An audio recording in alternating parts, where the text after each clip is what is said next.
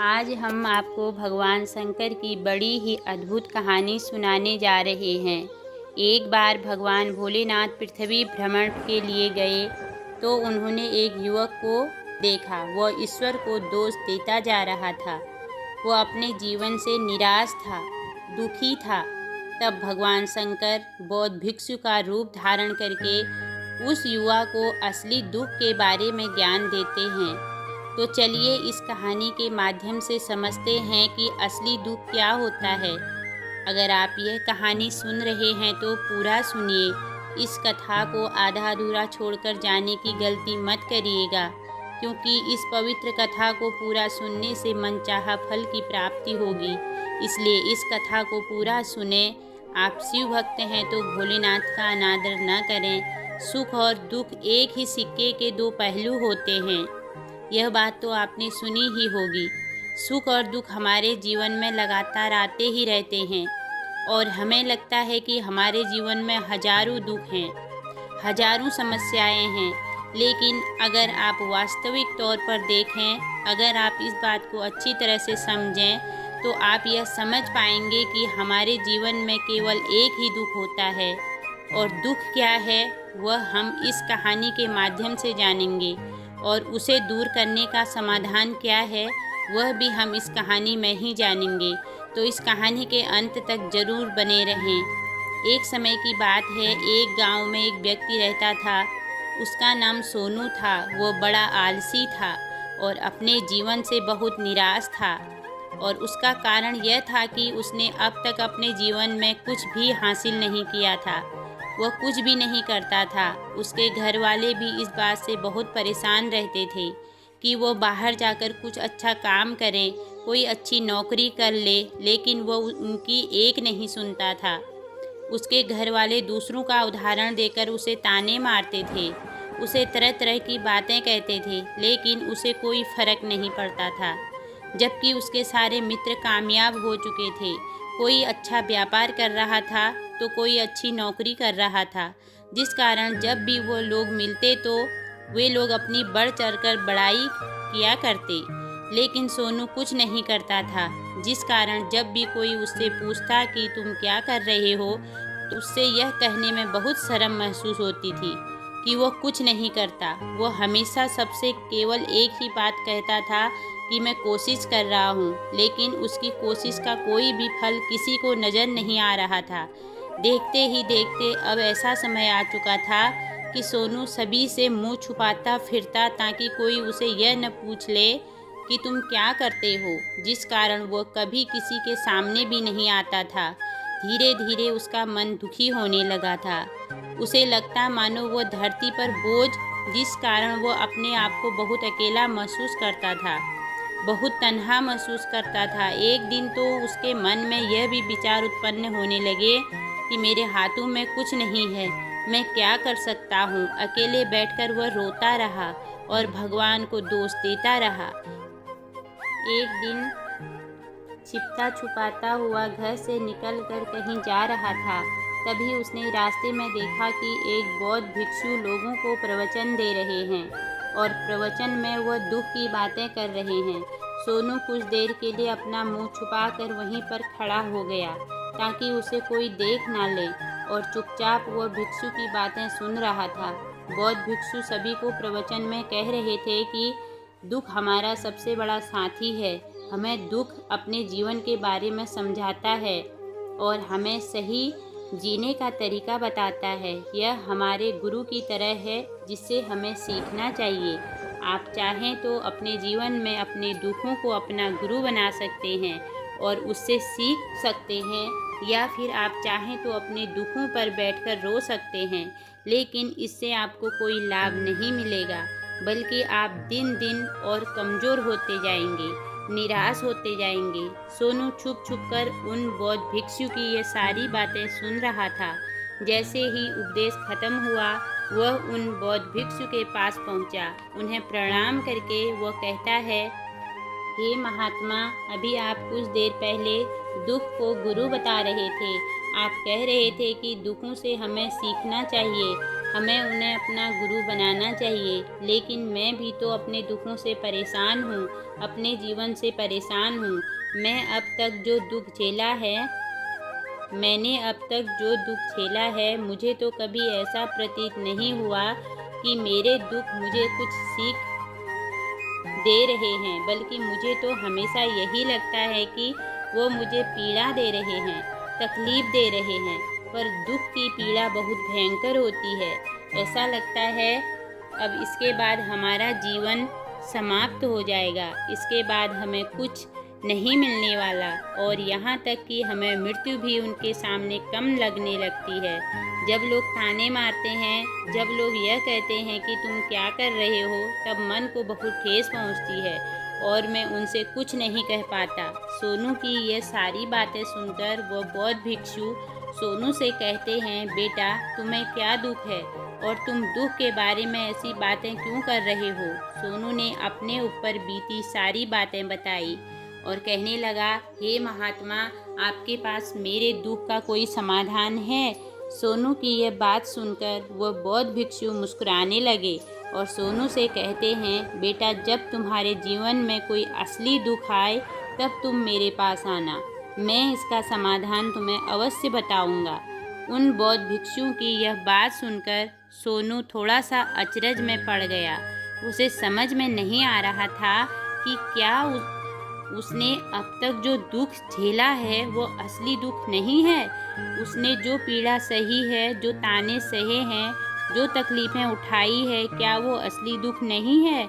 आगे वो मन ही मन अपने आप से कहता है कि जब मुझे मेरे अपने नहीं समझ पाए तो वो बौद्ध भिक्षु मुझे क्या समझेंगे। इतना सोचकर वो वहाँ से चला गया। सभी लोगों के ताने सुनकर सोनू बहुत थक चुका था और बहुत निराश हो चुका था, जिस कारण उसने निर्णय लिया कि वह अब कुछ करके दिखाएगा। उसने अपने पिता से थोड़ा सा रुपया लिया और उस रुपया से उसने एक व्यापार शुरू किया। उसके पिता बहुत खुश हैं कि कम से कम मेरा बेटा कुछ करने का प्रयास तो कर रहा है, लेकिन उसे व्यापार में कोई सफलता नहीं मिल रही थी, जिस कारण वो बहुत ही हताश, बहुत ही निराश हो चुका था। उसे यह समझ नहीं आ रहा था कि वह क्या करे, किस तरह से अपने व्यापार को आगे बढ़ाए। तभी उसके पिता ने उससे कहा, बेटा कोई बात नहीं, इसी तरह से प्रयास करते रहो, आज नहीं तो कल सफलता अवश्य मिलेगी। सोनू ने अपने पिता की बात मानी और अपने व्यापार में और भी कड़ी मेहनत करने लगा। धीरे धीरे उसे सफलता मिलने लगी और फिर उसने रफ्तार पकड़ ली। देखते ही देखते केवल 3 साल के अंदर वह एक बहुत बड़ा व्यापारी बन गया। अब सब उसे पसंद करते थे, उसकी चिंता करते थे, उसके कार्यों की सराहना करते थे। उसके माता पिता भी अब अपने बेटे से बहुत खुश थे और उसकी सफलता से अत्यधिक प्रसन्न थे। धीरे धीरे सोनू के मित्रों की संख्या लगातार बढ़ती ही जा रही थी।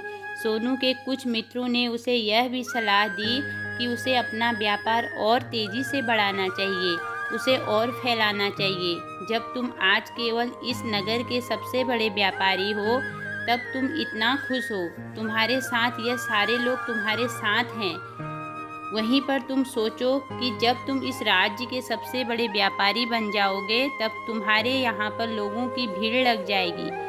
लोग तुमसे मिलने के लिए समय निकालेंगे। यहाँ तक कि इस राज्य का राजा भी तुमसे मिलना चाहेगा, तुम्हारी तारीफ करेगा, और यदि कभी ऐसी ज़रूरत आन पड़ी तो वह तुमसे धन भी उधार लेने के लिए अवश्य आएगा। सोनू को अपने दोस्त की यह बात बहुत पसंद आई। सोनू ने सोचा कि मेरे मित्र सही कह रहे हैं, मुझे अपने व्यापार को और बड़ा करना चाहिए और फैलाना चाहिए, तभी तो हर कोई मेरे बारे में जान सकेगा, हर कोई मुझे पहचानेगा। उसने बिना देरी किए, अपने समय को बिना गंवाए अपने व्यापार में और मेहनत करने लगा।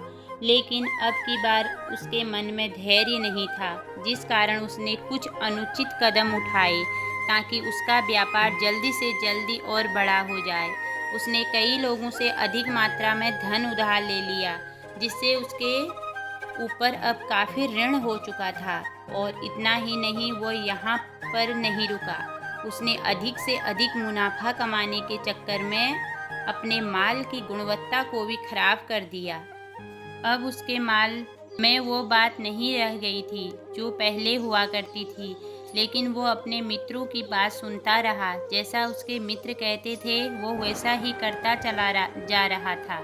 यहाँ तक कि उसने अपने व्यापार को और भी तीव्रता से बढ़ाने के लिए अपने दूसरे छोटे व्यापारियों के खिलाफ षड्यंत्र भी रचने शुरू कर दिए, जिस कारण उसके मन में अब पहले जैसा वो सुकून नहीं था।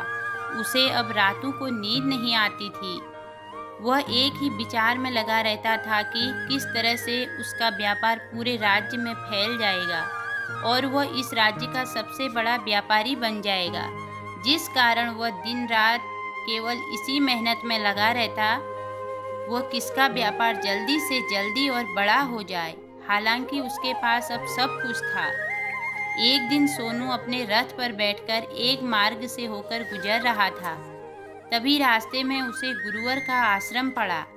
यह देखकर वह उन बौद्ध भिक्षु के पास गया और बौद्ध भिक्षु से कहने लगा, हे महात्मा, आपने कहा कि जब मेरे जीवन में कोई असली दुख आए तब मैं आपके पास आऊं। इस कारण मैं यहाँ पर आया हूँ। आज मैं बहुत दुखी हूँ। मैं रातों को सो नहीं पाता। मेरे पास सब कुछ होते हुए भी मैं उसका लुत्फ नहीं उठा पाता। उसने अपनी सारी बातें एक एक करके उन बौद्ध भिक्षु को बता दी। तभी वो बौद्ध बोले, बेटा, जब तुम पहली बार आए थे तब भी तुम बहुत दुखी थे, लेकिन तब तुमने अपने दुख से क्या सीखा था? इसके जवाब में सोनू उन बौद्ध भिक्षु से कहता है, हे महात्मा, जब मैं अपने जीवन में कुछ नहीं कर पा रहा था तब मैंने अपने दुखों से यह सीखा था कि केवल सोचने मात्र से ही कुछ नहीं होगा। उसके लिए हमें कुछ करना भी पड़ेगा और केवल कोई कर्म करना ही हमें सफल नहीं बनाता, बल्कि उस काम को उसके अंजाम तक पहुंचाना हमें सफल बनाता है। फिर चाहे रास्ता कैसा भी हो, फिर चाहे परिस्थितियां कैसी भी हो, कितनी भी बाधाएं आपके रास्ते में क्यों न आ जाए, चाहे ऐसा क्यों न लगने लगे कि अब आपके जीवन में कुछ नहीं बचा और आप कुछ नहीं कर सकते, तब भी हौसला बनाए रखें, उम्मीद ना छोड़ें और अपने कार्य पर डटे रहें। यह सोचकर कि जब तक मैं अपने कार्य को सफल नहीं कर लेता, जब तक मैं अपने लक्ष्य तक नहीं पहुंच जाता, तब तक मैं इस कार्य को करता रहूँगा। मैं इस कार्य में अवश्य सफल होकर ही रहूँगा। जबकि बाकी लोग केवल सफल लोगों को महत्व देते हैं, उनके कर्मों को नहीं। सोनू की सारी बातें सुनकर वो बौद्ध भिक्षु मुस्कुराने लगे और इस सोनू से कहते हैं, बेटा, जब तुम्हारे जीवन में असली दुख है तब तुम मेरे पास आना। मैं तुम्हारी समस्या का समाधान अवश्य करूँगा। इतना कहकर वह बौद्ध भिक्षु वहाँ से उठकर चले गए। एक बार उनकी यह बातें सुनकर सोनू आश्चर्यचकित रह गया। उसे अब यह समझ नहीं आ रहा था कि क्या उसने जो दुख देखा है, उसे जो तकलीफ सही है, क्या वो असली दुख नहीं है। उसके मन में अब एक सवाल उत्पन्न होने लगा कि असली दुख क्या है और इसकी पहचान क्या है और मुझे कैसे पता चलेगा कि इस समय मैं असली दुख में हूँ। लेकिन उसने कुछ नहीं कहा। तभी वो बौद्ध भिक्षु सोनू के पास एक बड़ा सा घड़ा लेकर पहुँच जाते हैं। उस घड़े के अंदर सोने के सिक्के थे। उसे घड़ा देते हुए वो बौद्ध भिक्षु सोनू से कहते हैं, बेटा, तुम इसे पेड़ के नीचे दबा दो, क्योंकि यह मेरी किसी काम का नहीं है। जब मुझे इसकी ज़रूरत पड़ेगी तब मैं वहाँ से खोदकर इसे निकाल लूँगा, लेकिन अभी के लिए इसे वहाँ पेड़ के नीचे मिट्टी में दबा दो। बौद्ध भिक्षु की बात मान ली और वह घड़ा उस पेड़ के नीचे जाकर मिट्टी में दबा दिया। इतना करके वो गुरुवर को प्रणाम करता है और वहाँ से वापस अपने घर की ओर लौट जाता है।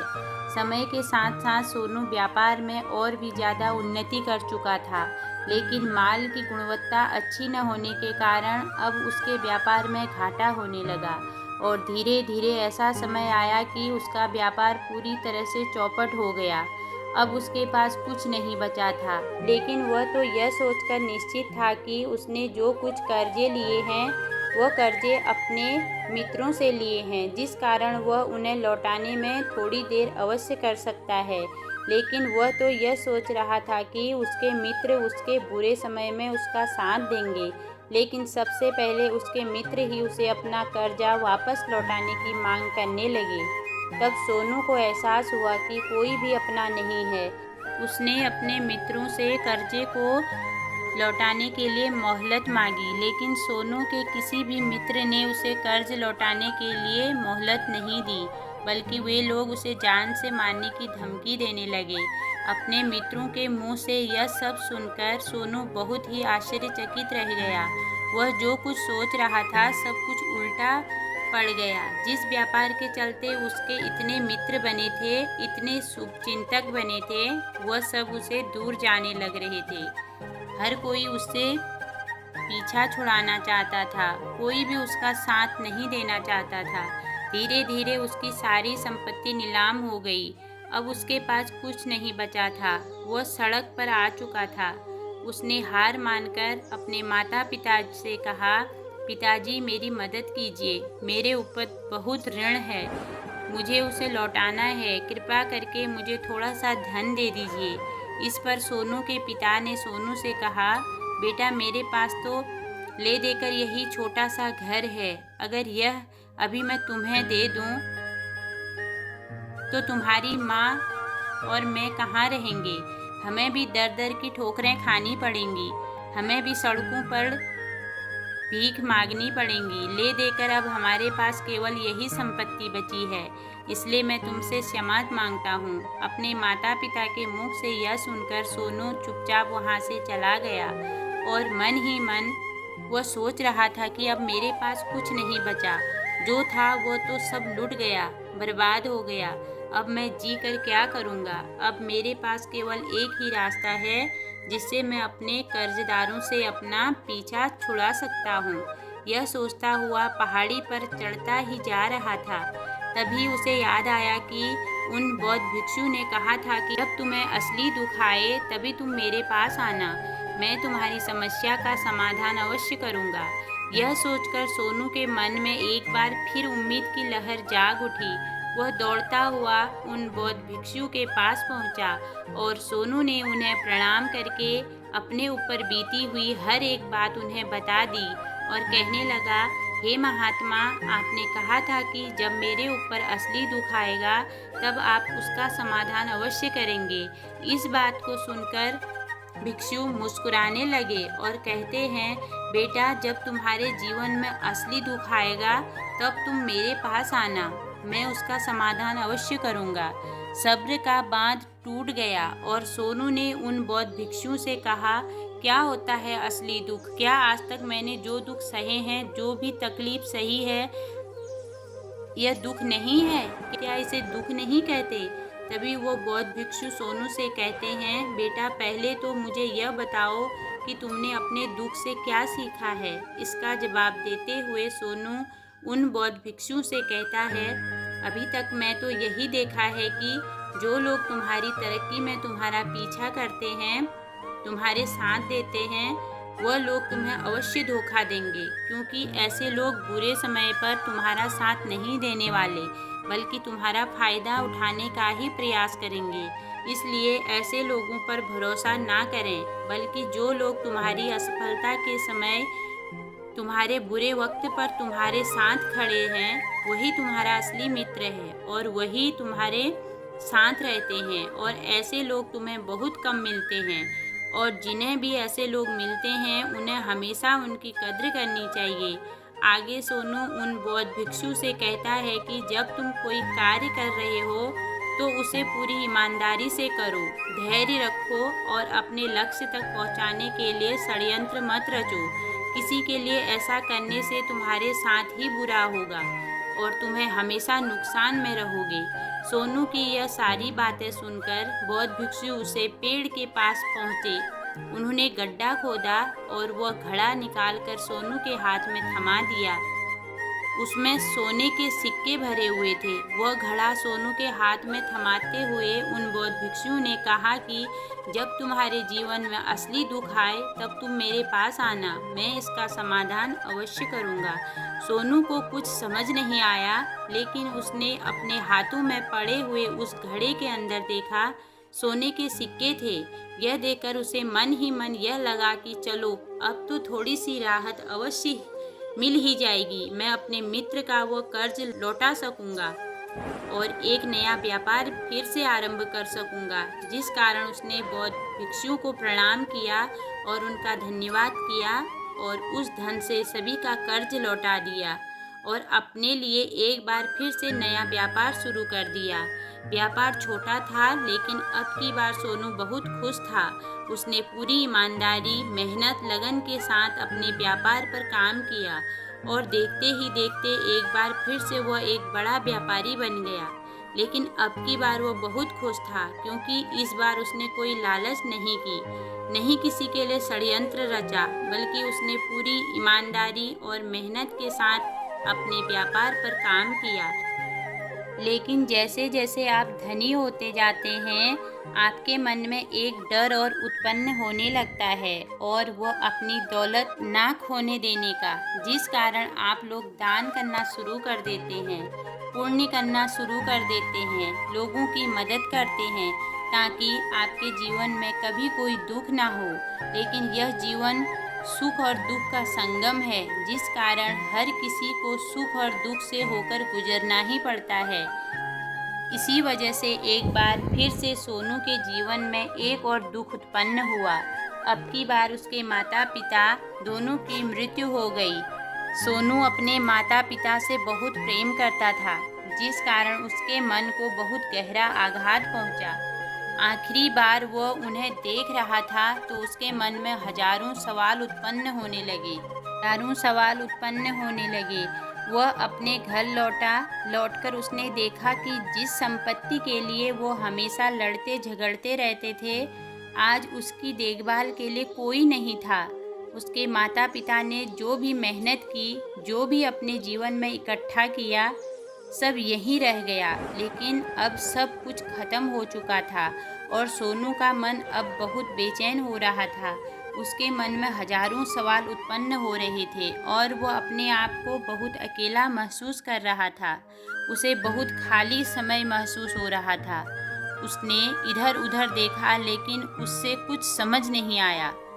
तभी उसे उन बौद्ध भिक्षुओं की याद आई। फिर तुरंत ही वो भागा भागा उन बौद्ध भिक्षुओं के पास पहुंचा। उसे देखते ही उन बौद्ध भिक्षुओं ने सोनू से सवाल किया और कहा, क्या बात है बेटा, क्या कोई फिर से दुख आन पड़ा है? तभी सोनू ने कहा, नहीं गुरुदेव, अब तो सब ठीक है, लेकिन आज मेरे माता पिता की मृत्यु हो गई और मैं बहुत अकेला महसूस कर रहा हूँ। मैं बहुत दुखी हूँ, जैसे कुछ अकेलापन सा। तो वो बौद्ध भिक्षु सोनू से कहते हैं, बेटा, इसमें दुखी होने वाली क्या बात है? यहाँ पर कोई भी रहने नहीं आया और ना ही कोई रहेगा। हम सब एक न एक दिन मृत्यु को प्राप्त हो ही जाएंगे, और मृत्यु कब आएगी यह किसी को नहीं पता। हो सकता है तुम्हारी मृत्यु कल ही हो जाएगी या फिर आज और अभी। यह सुनकर सोनू आश्चर्यचकित रह गया। उसने उन बौद्ध भिक्षुओं से कहा, हे महाराज, आप यह क्या कह रहे हैं? मैं तो अभी जवान हूँ और मुझे तो अभी अपनी पूरी उम्र जीना है। मैं तो जीना चाहता हूँ, और आप कह रहे हैं कि मैं कभी भी मृत्यु को प्राप्त हो सकता हूँ। इस पर वह बौद्ध भिक्षु सोनू से कहते हैं, मृत्यु केवल बूढ़े को नहीं आती, बूढ़ों के सामने तो उनके जवान बच्चे तक मर जाते हैं। मृत्यु कभी किसी की उम्र देखकर नहीं आती और ना ही किसी को बताकर आती है। उन बौद्ध भिक्षुओं के मुख से यह सारी बातें सुनकर सोनू और भी ज़्यादा बेचैन हो गया और वह चुपचाप वहाँ से चला गया। वह भी अपने आप को बहुत अकेला महसूस कर रहा है। उसके बाद से उसकी मन अपने व्यापार में भी नहीं लगता। जब भी वो कोई कार्य करता तो उसके मन में ढेर सारे प्रश्न उठने लगते हैं। वो क्या कर रहा है, क्यों कर रहा है, और उसने इस कार्य को क्यों किया, उसके मन में अब एक और प्रश्न उत्पन्न होने लगा था। क्या हम यहाँ पर केवल इसलिए आते हैं कि इस जीवन को भोगें और एक दिन मृत्यु को प्राप्त हो जाएं? वह यह समझ नहीं पा रहा था कि जीवन का असली मतलब क्या है। उसने कई विद्वानों से पूछा, अपनी तरफ से जो मुमकिन हो सकता था खोजबीन की, लेकिन उसे कोई भी जवाब नहीं मिल पा रहा था।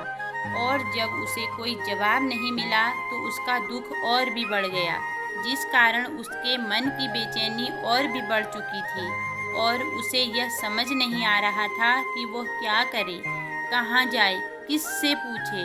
तभी उसे फिर से उन बौद्ध भिक्षु की याद आई।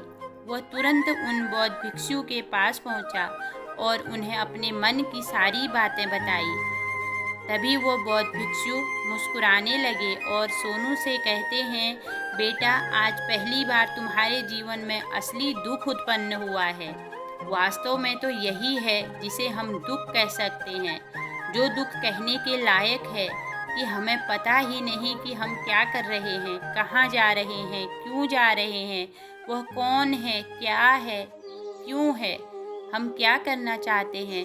तभी सोनू ने कहा, हे महात्मा, मेरे इस दुख का समाधान कीजिए, मुझे इस दुख का निवारण कीजिए, मेरे इस दुख का निवारण कीजिए।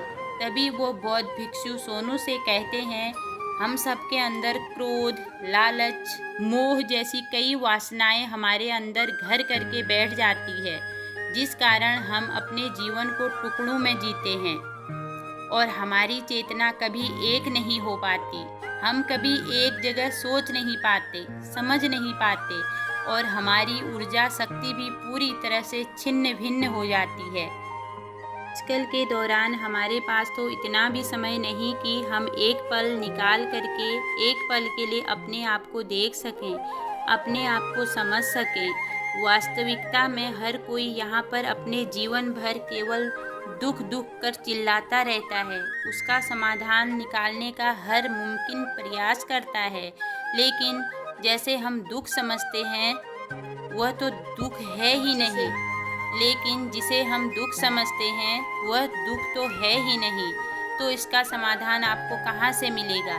यह तो परिस्थितियाँ हैं जिसके कारण हम अपने आप को दुखी समझते हैं, अपने आप को तकलीफ में समझते हैं। जैसे हम एक परिस्थिति से निकलते हैं, हम किसी दूसरी परिस्थिति में फंस जाते हैं। जिस प्रकार हम पहली समस्या का सामना करते हैं, उसी प्रकार हम दूसरी समस्या का भी सामना करते रह जाते हैं। और जब हम इन परिस्थितियों से हार मान लेते हैं, हमें लगता है कि अब कोई रास्ता नहीं बचा, तब हमारे सामने केवल एक ही रास्ता नज़र आता है और वह है मृत्यु। लेकिन यह कोई समाधान नहीं है, यह कोई रास्ता नहीं है। इसलिए यदि आप सचमुच अपनी समस्याओं का समाधान चाहते हैं तो अपने आप को इकट्ठा करना सीखें, अपनी ऊर्जा को इस संसार में वापस कीजिए, उसे एक कर और अपने ऊपर ध्यान लगा। मृत्यु से पहले अपने आप को पहचानो, अपने आप को बिखरने न दो। तभी सोनू कहता है, हे महाराज, तो क्या हमें इस जीवन को नहीं जीना चाहिए? क्या हमें अपनी इच्छाओं को पूरा नहीं करना चाहिए? तभी वो बौद्ध भिक्षु सोनू के सवाल का जवाब देते हुए कहते हैं, हमें किसी से भी लगाव नहीं रखना चाहिए, हमें अपनी इच्छाओं को मार देना चाहिए, हमें संपत्ति इकट्ठा नहीं करनी चाहिए, क्योंकि हम मनुष्य की इच्छाएं, कामनाएं, वासनाएं ऐसी होती है जैसे मानो कि एक पर्वत से गिरता हुआ झरना, जिस पर किसी का नियंत्रण नहीं है सिवाय देखते रहने की और परेशान होने के लिए। जब तुम अपने ऊपर ध्यान देने लगते हो तब तुम अपने आप को पहचान जाते हो, समझ जाते हो, तब तुम इस पर नियंत्रण पा सकते हो, तब इच्छाएं भी तुम्हारे वश में होती है और फिर तुम चाहो तो इन इच्छाओं की पूर्ति अवश्य कर सकते हो। गुरुदेव की यह सारी बातें सुनकर सोनू ने गुरुदेव से कहा, महाराज, आपका बहुत बहुत धन्यवाद। आपने मेरी सबसे बड़ी समस्या का समाधान आज कर दिया है। मैं आज से अपने आप को एकत्रित करूंगा। गुरुदेव, मानव शरीर में बहुत ऊर्जा है, बहुत शक्ति है, पर वह बेकार के कामों में लग जाती है, जिस कारण हमारा जीवन भी बेकार की चीज़ों में लगा रहता है। लेकिन हम कभी भी इस पर अपना ध्यान नहीं देते। हम कभी भी अपनी ऊर्जा को केंद्रित नहीं करते, अपने ऊपर कभी ध्यान नहीं देते। हमारा जीवन भी कुछ ऐसा ही है। हम अपने जीवन में हमेशा अपने आप से ऊपर वाले से सवाल करते रहते हैं, हमारे जीवन में इतना दुख क्यों है। हम सभी के मन में यही सवाल तो अवश्य ही उठता है, और इसका जवाब है कि वह ईश्वर यह चाहता है कि हम अपने जीवन के अंतिम दुख तक पहुंच सकें और दुखों की उन समस्याओं का समाधान निकाल सकते हैं। तभी आप अपने आप को पहचान सकते हैं, जान सकते हैं और अपने जीवन के हर दुखों का समाधान भी कर सकते हैं। इस वीडियो को बोलते समय कोई त्रुटि हो तो मैं क्षमा चाहती हूँ। उम्मीद है आप सभी को यह वीडियो अच्छी लगी होगी।